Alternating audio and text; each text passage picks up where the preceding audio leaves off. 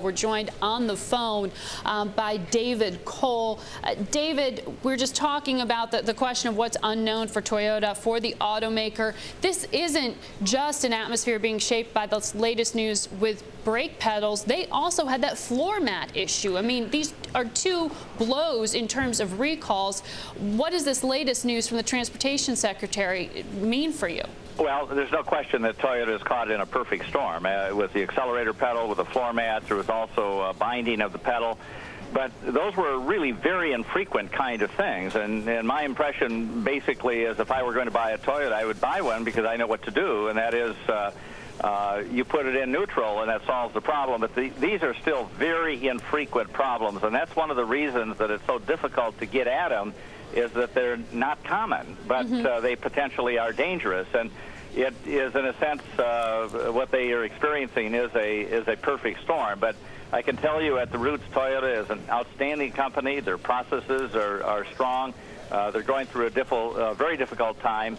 And it could happen to anybody in this business because of the sheer complexity of today's vehicles. But well, you're talking about anyone really being, it could be anyone. It could be any company that sees this. But today's session, we're looking at Ford gain. We're looking at their competitors' gain. Do we know this is just a Toyota issue?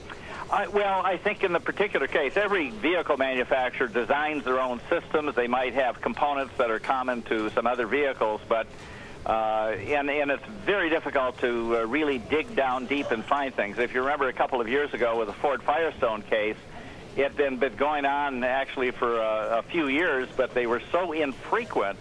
To get the data together to tell you what the story is extremely difficult to do, and that's one of the problems that Toyota is facing. If this were a 1 in 10 or 1 in 1,000 or even 1 in 10,000 incidents, you could get at it fairly quickly, but it's much less frequent than that. But it is a serious consequence. I mean, anything that is related to excessive acceleration when you don't want to go, or braking when it's not stopping when you want to stop, is a very big deal, and it is it's just one of the realities.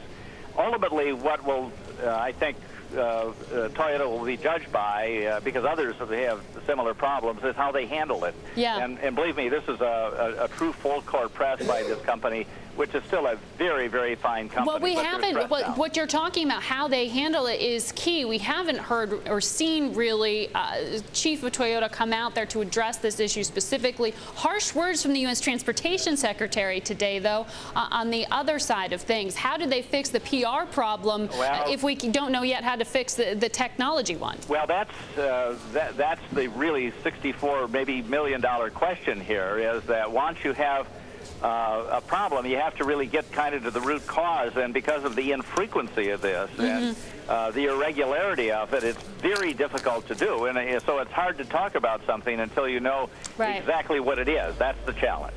All right. Thank you so much for your perspective there, David Cole.